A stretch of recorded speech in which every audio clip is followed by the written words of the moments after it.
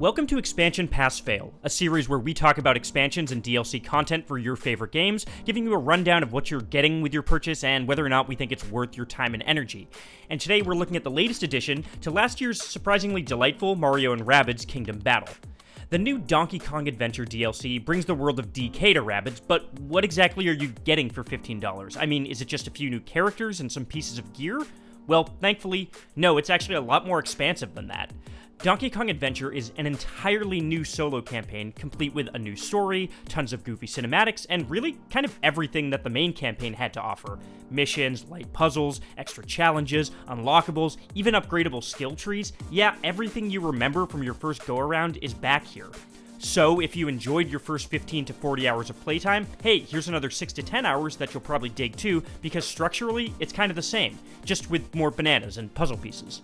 The biggest draw here is the introduction of two new characters, Donkey Kong himself and a weird Cranky Kong Rabbid hybrid? Okay, let's start with the best.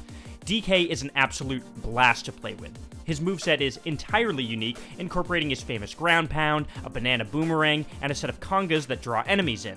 Even more appealing, though, is his grab ability. This lets DK pick up anything from cover squares to hazard blocks to even enemies and chuck them as projectile weapons. If you love the way the main game lets you string together a bunch of actions, then Donkey Kong is especially delightful. On one turn, you can grab a firebox, throw it at an enemy Rabbid, use your congas to draw in multiple nearby enemies, and then ground pound all of them. He's basically a one-man wrecking machine, as he should be. As for Cranky, he's basically just a collection of actions and attacks from previous characters. I mean, he's got a big scattershot gun like Rabbid Mario, a grenade like Peach, and a guard watch ability like Luigi. His biggest addition is a move that puts enemies to sleep, which is useful, but not necessarily enough to make him an exciting new character.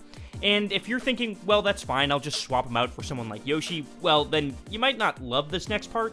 The DK Adventure campaign locks you into three characters, DK, Cranky, and Rabbid Peach, whose moveset is entirely the same, but none of your weapons or skill tree perks carry over. You just kind of start from scratch with her. DK Adventure sets out to tell this tighter character-driven story, so honestly it kind of makes sense, but it does limit the variety throughout the campaign. So, is it worth your bones?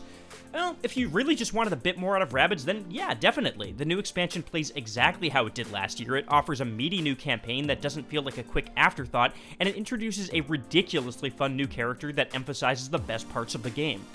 But Donkey Kong Adventure doesn't go out of its way to tweak anything or fix any of the gripes people had with the game at launch. So, if you got tired of Rabbids by the end of it originally, this likely isn't something that's going to renew your spark for it.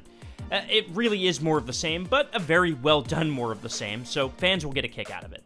And that's that. If you liked this video, be sure to give us a like, and for more thoughts on all the latest expansions, make sure to subscribe to this channel. And now, I'll perform the DK rap from memory over our end screen.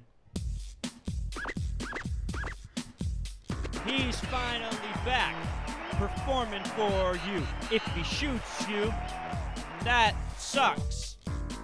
Who gave him a gun? Because he shouldn't have it. If you see him, you should take away his gun. DK has a gun now. That's pretty much all the words in the song.